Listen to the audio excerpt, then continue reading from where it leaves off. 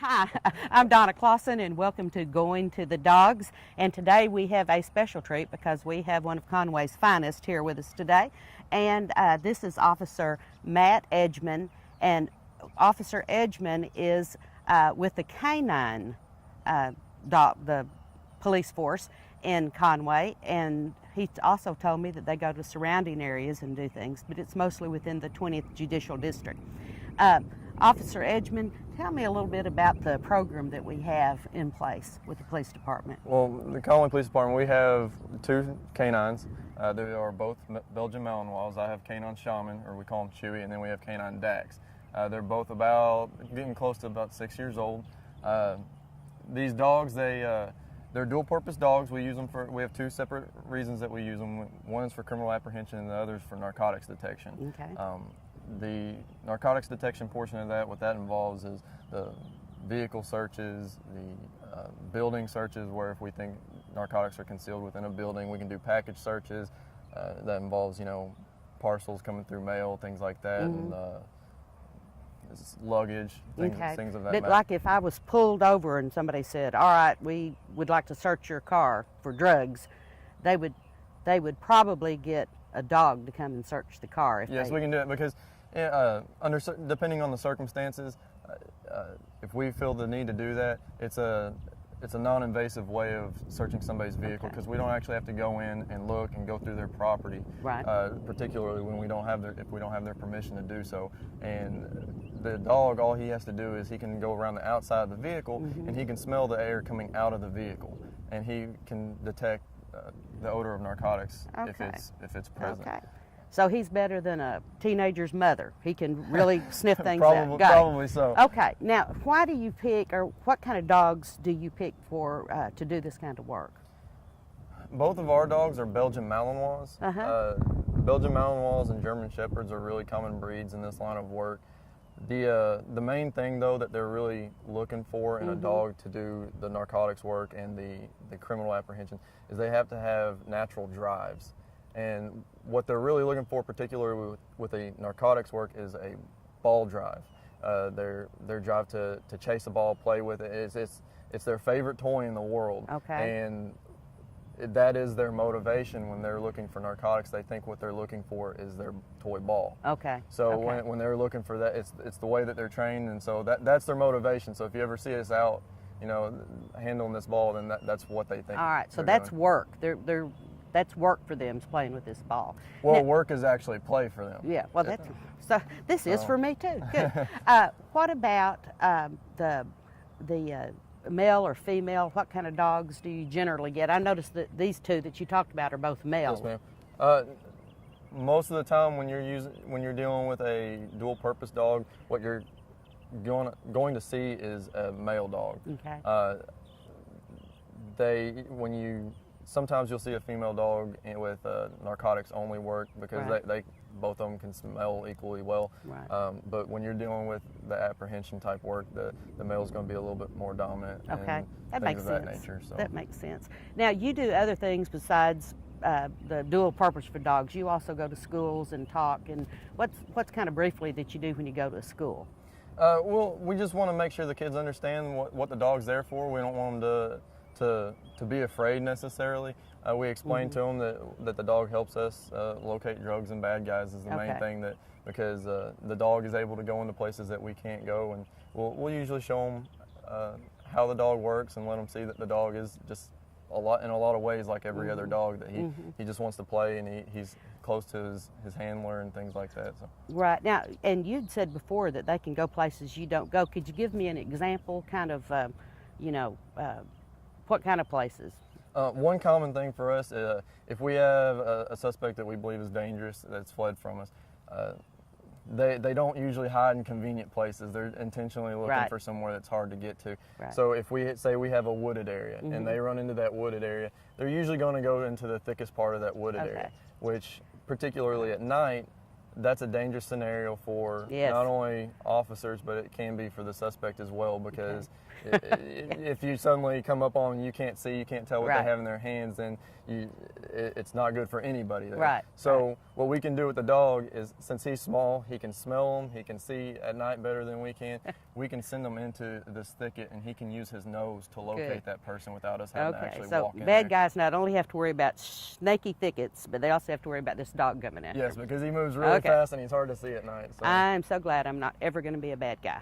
Well, when we come back, we're going to do a little bit more, and you're going to see what the dog can actually do. So we'll be right back.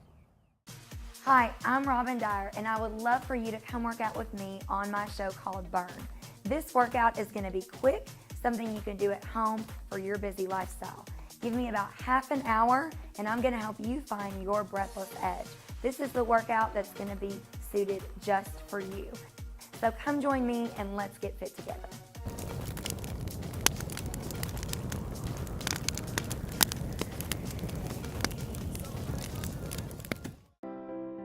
Every day there are dogs and cats right here in Conway looking for their forever homes. So if you're looking for a new best friend or a companion for your current pet, check out 5 Pets, where we highlight local pets available for adoption at the Conway Animal Welfare Unit. That's 5 Pets daily at 4 a.m., 6:30 a.m., 1 p.m., and 6:30 p.m., with new episodes weekly, only on Conway Corporation Channel 5. Welcome back. We're getting ready for a demonstration from Officer Edgman and Chewy, and I have with me Sergeant Clay Smith, and he's going to kind of do a narration of what's about to happen. But kind of tell us what's going on. All right, what's going on is we're going to do a little demonstration of the abilities of the dog to locate narcotics. Okay. Now, he doesn't know he's looking for drugs. What he thinks he's finding is his toy, his favorite toy that Officer Edgman told you about. So the way that they are trained is we associate the odor of the narcotics with their toy. So he thinks he's finding his toy. So there's 2 different alerts that he can give us when he locates that. Okay. And there's 2, it's basically what they call a passive alert dog. A passive alert dog will sit and point at with its nose or sit still, and an aggressive alert dog. Chaman is an aggressive alert dog, which means he scratches and paws at the odor when he finds it. So what's going on in his mind is he thinks, hey, I found my toy and now I need to dig it out. So he'll start scratching at, and then Officer Edgman will reward him with the ball, which is what he thinks he's finding. So here in a second, he's going to let him go, and we've got drugs hidden in one of these suitcases, and we'll see if Chaman can find it for us. All right. Okay, we're ready.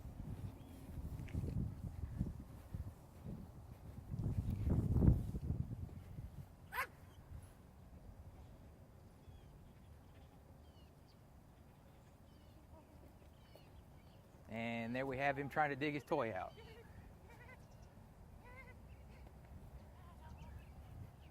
Wow, that was fast. There was no question when he found it.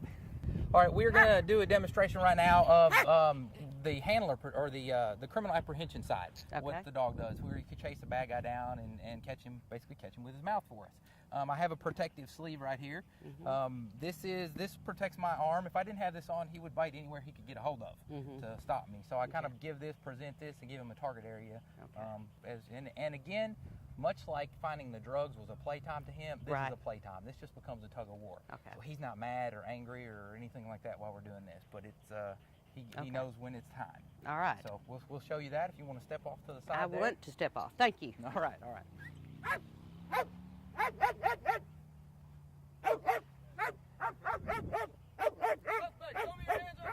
I'm not coming over there, man. I'm not coming to you. No, I'm not coming to you. What are you going to do? No. No.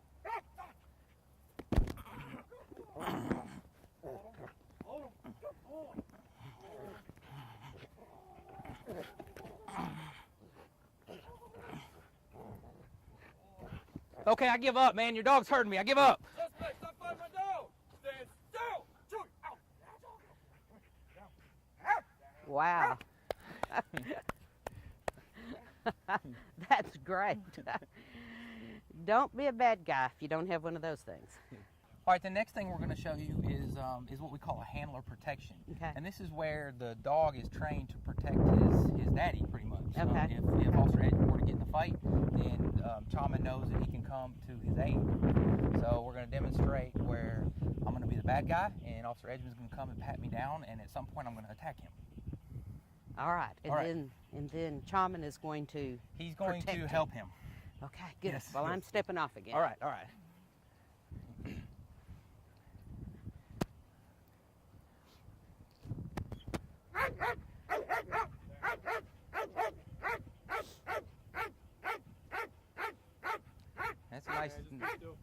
That's a nice dog you got there.